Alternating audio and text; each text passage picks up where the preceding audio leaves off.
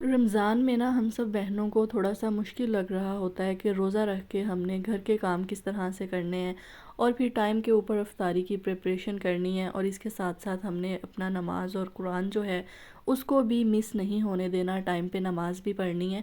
तो आज बहुत ही आसान सी कुछ टिप्स अपनी बहनों के साथ शेयर करूँगी, जिससे आपकी रमज़ान की रूटीन बहुत ही आसान होने वाली है और इसके साथ-साथ आपके साथ अपनी रूटीन भी शेयर करूँगी कि मैं किस तरह से अपनी रूटीन को रमज़ान में मैनेज कर रही हूँ। तो सम टाइम ऐसा होता है कि घर के कामों के साथ-साथ हमें घर से बाहर का भी कोई काम करना पड़ जाता है। अस्सलाम वालेकुम जी, कैसी हैं मेरी सब प्यारी-प्यारी बहनें? आई होप कि आप सब ठीक होंगी। तो आज की वीडियो बहुत ही हेल्पफुल होने वाली है मेरी सब बहनों के लिए, क्योंकि मैं अपनी रमज़ान की रूटीन भी आपके साथ शेयर करने वाली हूँ कि किस तरह से घर के सब कामों को मैनेज करना है। क्योंकि रमज़ान में हमारे पास ना टाइम बहुत ज़्यादा शॉर्ट होता है सबके पास ही, क्योंकि हम सब की फ़र्स्ट प्रायोरिटी जो होती है ना, हमारी इबादत होती है। और घर के कामों के साथ अगर कोई बाहर का काम हमें करना पड़ जाए तो ये हमारे दिन में एक एक्स्ट्रा काम होता है, एक एक्स्ट्रा टास्क होता है जो हमने करना होता है। बहुत सारी मेरी बहनों को पता होगा कि उनको घर के लिए, किचन के लिए कुछ चीज़ें लेने के लिए कभी कभार घर से बाहर जाना पड़ जाता है, या चिकन लेने के लिए, सब्ज़ी लेने के लिए। इसी तरह से मुझे भी कभी कभार जाना पड़ता है। तो बिल्कुल इसी तरह से मुझे इसके अलावा आज एक और काम के लिए भी घर से बाहर जाना था। तो मैंने सोचा कि मुझे जो है वो मैं किस तरह से मैनेज करूँगी, मतलब मेरी नमाज़ ना रह जाए ज़ोहर की। और फिर मैंने ज़ोहर के बाद भी मैंने कुरान पाक पढ़ना होता है, क्योंकि हमारा टास्क होता है कि हम एटलीस्ट एक कुरान पाक जो है ना रमज़ान में ख़त्म करें। नमाज़ तो हमने टाइम पर ही पढ़नी होती है, इसलिए घर से जाने से पहले मैंने नमाज़ पढ़ ली थी और फिर मैं अपना काम करके आई और आके फिर मैंने कुरान पाक पढ़ा। और ये काम करने से पहले जो है घर की क्लीनिंग, साफ़ सफाई, हर चीज़ जो है वो डन हो चुकी थी। क्योंकि रमज़ान में हमारे पास इतना ज़्यादा टाइम नहीं होता कि हम बहुत सारे काम को पहले इकट्ठा कर लें कि हम बाद में कर लेंगे, बाद में कर लेंगे, और फिर इतना ज़्यादा काम करने के लिए हमारे पास वक़्त ही नहीं बचता। इसलिए मैं रमज़ान में कोई भी काम है ना अपना, वो मैं इकट्ठा नहीं होने देती। हर काम को मैं चलते फिरते साथ साथ ही कर लेती हूँ। मुझे ऐसा लगता है कि आम दिनों की निस्बत रमज़ान में हमारी जो रूटीन है ना वो थोड़ी डिफ़िकल्ट हो जाती है और हम बहुत ज़्यादा एक्टिव भी हो जाते हैं, क्योंकि हमारी कोशिश होती है कि हमारा कोई काम जो है ना वो रुके ना, और साथ साथ जो है ना हमारी इबादत भी होती रहे। तो इसके लिए करना यही होता है कि आप किसी भी काम को बाद के ऊपर ना छोड़ें, साथ के साथ ही कर लें।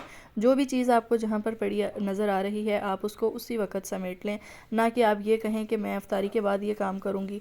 बहुत सारी बहनें मैंने देखी हैं कि जो इफ्तारी के बाद के लिए अपने सब काम रख लेती हैं कि इफ्तारी के बाद हम करेंगे, और इफ्तारी के बाद तो इतनी हिम्मत ही नहीं होती पूरे दिन के बाद कि बंदा जो है घर के काम करे। इसलिए मैं सारा दिन साथ साथ अपने ना सब काम समेट लेती हूँ। और साथ साथ अगर आप समेटते रहते हैं ना तो फिर आपको बहुत ज़्यादा टाइम किसी भी काम के ऊपर नहीं लगता, ना ही फिर आप ओवरबर्डनाइज फ़ील करते हैं कि मेरे बहुत सारे काम जो हैं वो रुके हुए हैं। वैसे भी माशाल्लाह से रोज़े बहुत अच्छे मौसम में आए हैं, रोज़े का बिल्कुल भी पता नहीं चलता और टाइम भी काफ़ी शॉर्ट है। रोज़े का बिल्कुल भी जो है भूख और प्यास का एहसास नहीं होता। ज़्यादातर इफ्तारी की प्रिपरेशन के लिए मेरी ये रूटीन है कि मैं असर की नमाज़ पढ़ के ना फिर फ़ौरन मैं किचन में चली जाती हूँ, क्योंकि कुछ ना कुछ फूड प्रेप मैंने पहले से किया होता है, कुछ फ्रोज़न आइटम मैंने बना के रखे हुए हैं। और ये है कि साथ में डेली की डेली मैं कोई चाट वगैरह जो है ना वो बना लेती हूँ, तो इससे आपको बहुत ज़्यादा आसानी हो जाती है। तो जी घर के सब कामों से फ्री होकर तो मैं चली गई थी जी असर की नमाज़ पढ़ने के लिए, और असर की नमाज़ के बाद जो है मैं किचन में चली जाती हूँ। और ज़ोहर की नमाज़ के बाद सम टाइम मेरे पास इतना टाइम होता है कि मैं ज़ोहर की नमाज़ पढ़ के और कुरान पाक भी पढ़ लेती हूँ। बेसिकली रेसिपी से रिलेटेड मेरा कंटेंट बिल्कुल भी नहीं है। मेरा ये मकसद बिल्कुल भी नहीं है कि मैं आपको रेसिपीज़ दिखाऊं, मैं आपको ये दिखाऊं कि मैं क्या बना रही हूँ, मैं क्या खा रही हूँ। तो ये जो कॉन्सेप्ट है ना मेरा नहीं है। बेसिकली मेरा मेन मकसद जो होता है ना अपनी बहनों को मोटिवेट करना होता है, और हम किस तरह से अपनी लाइफ को आसान बना सकते हैं, बस यही मेरा मेन पॉइंट जो होता है ना होता है आप लोगों के साथ वीडियो शेयर करने का। और रेसिपी की बात की जाए तो आप लोग मेरी वीडियोस में देखते ही हैं, रमज़ान के अलावा भी आप लोग मेरी वीडियोस में देखते हैं कि मैं सब कुछ बना रही होती हूँ, मतलब कोई शो ऑफ़ नहीं होता इसमें। जो भी घर में चल रहा होता है मैं वही अपनी सब बहनों से शेयर कर रही होती हूँ जी। तो यही वजह है कि मैंने कोई भी जो है ना कंप्लीट इफ़्तार की जो टेबल है आपके साथ वो शेयर नहीं की। बस जिस तरह से मैं चीज़ों को मैनेज कर रही होती हूँ, काम कर रही होती हूँ, जो भी मेरी रूटीन होती है, बस वही मुझे अच्छा लगता है आप सबके साथ शेयर करना। और यहाँ पर आज मैं आपको दिखाती हूँ, इस तरह से मैंने ना रोल और समोसे बना के रखे हुए हैं, क्योंकि ये जो फ्राइड आइटम्स होते हैं ना बच्चों को ये बहुत ज़्यादा पसंद होते हैं। तो डेली बेसिस पे तो हम लोग ये चीज़ें इतनी ज़्यादा नहीं खा रहे होते हैं आम रूटीन में, लेकिन रमज़ान में ये चीज़ें जो हैं वो ज़्यादा खाई जाती हैं। तो इस तरह से मैं एक बड़ा बॉक्स ना रोल और समोसों का बना के रख लेती हूँ, क्योंकि यही काम जो है ना वो ज़रा टाइम टेकिंग होते हैं। और इसके बाद डेली आप जो है साथ में सिर्फ एक चाट भी बना लेना, तो आपकी इफ्तारी बहुत अच्छी हो जाती है। ज़रूरी नहीं होता कि आपने 10 तरह के खाने बनाने हैं। और अगर आप इसी तरह से मेरी रमज़ान की वीडियोस देखते रहेंगे ना, तो आपको बहुत सारी चाट की रेसिपीज़ भी मिलती रहेंगी। मैंने ये सोचा है कि मैं एक बजट में रह के किस तरह से हम अपनी अफ्तार टेबल को जो है वो सजा सकते हैं, तो मैं इसके ऊपर भी नेक्स्ट वीडियो ना बनाऊंगी, तो आपने वो मस्ट वॉच करनी है। वैसे तो आपको बाहर से भी इजीली बने बनाए समोसे और रोल जो हैं वो मिल जाते हैं, आप जिस तरह के भी चाहें, चिकन या वेजिटेबल्स। लेकिन हाइजीन पॉइंट ऑफ व्यू से देखा जाए तो जिस तरह से हम घर में अपने बच्चों के लिए, अपनी फैमिली के लिए साफ़ सुथरा फूड जो है प्रेप कर सकते हैं ना, वो बाहर वाले बिल्कुल भी नहीं करते। तो यहाँ पर इसी तरह से रमज़ान में टाइम सेविंग के लिए मैंने ये जो प्याज है ना, इनको मैंने चॉपर में चॉप करके और सिंपली मैंने इसको फ्रीज़ कर लिया था।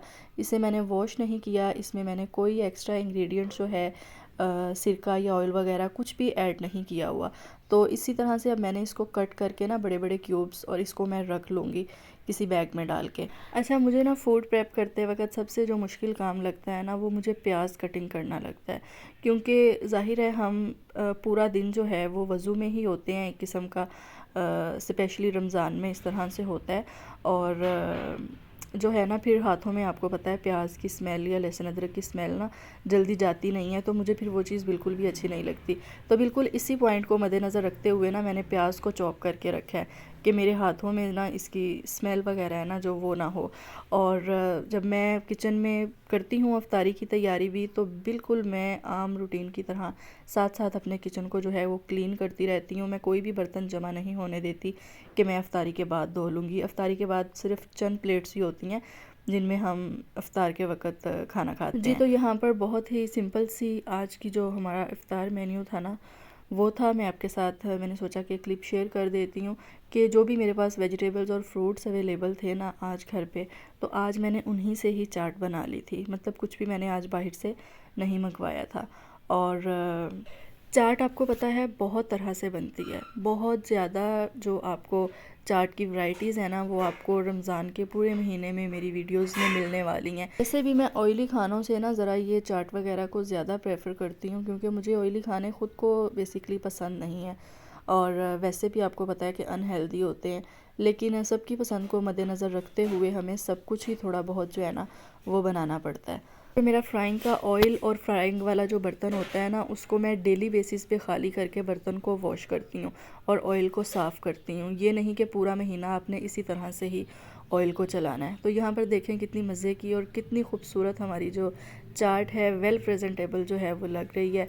बहुत मज़े की थी खाने में भी। सिंपली इसमें मैंने चाट मसाला ऐड किया है और इमली की जो चटनी मेरे पास बनी हुई थी वो, और साथ में जो रोल समोसे हमने बना के रखे हुए हैं वो हैं। तो बस यही आज की हमारी सिंपल सी अफ्तारी होगी। बाकी सहरी और अफ्तारी के सालन की बात कर ली जाए, तो मैं ऐसा बिल्कुल भी नहीं करती कि मैं सहरी में सालन बना लूँगी या मैं अफ्तारी में बना लूँगी। तो किचन में जब मैं काम कर रही होती हूँ ना, तो चलते फिरते साथ ही मैं ना सालन ऊपर रख देती हूँ। मतलब या तो मेरी अफ्तारी से पहले जो है मेरा सालन बन के तैयार हो जाता है, और या फिर जिस दिन मैं कम मतलब किचन में मुझे काम होता है ना, तो साथ साथ मैं अफ्तारी बना लेती हूँ और साथ साथ दूसरी तरफ मैं सालन बना लेती हूँ सहरी के लिए, या अफ्तारी के बाद किसी ने खाना खाना हो तो। और नेक्स्ट ये कि उबले हुए आलू जो हैं वो भी मैं दिन में ही चलते फिरते उबलने के लिए रख देती हूँ, क्योंकि उसमें हमने चम्मच वगैरह तो चलाना नहीं होता। और आलू उबले हुए हों तो उसकी जो फिलिंग है वो रेडी करके हम रख लेते हैं, क्योंकि बहुत सारी चीज़ों में, बहुत सारे खानों में रमज़ान में वो यूज़ हो जाता है। आलू की टिक्कियाँ बन जाती हैं, समोसे बन जाते हैं और पराठे वगैरह बन जाते हैं। इस तरह की छोटी छोटी जो चीज़ें होती हैं ना, मैं ऑलरेडी वो प्रिपेयर करके रखती हूँ। होप्स हो कि आज की वीडियो आपको अच्छी लगी होगी। वीडियो को लाइक और चैनल को सब्सक्राइब करना मत भूलिएगा। अपनी दुआ में मुझे याद रखिएगा। नेक्स्ट वीडियो में मिलेंगे जी। अल्लाह हाफिज़।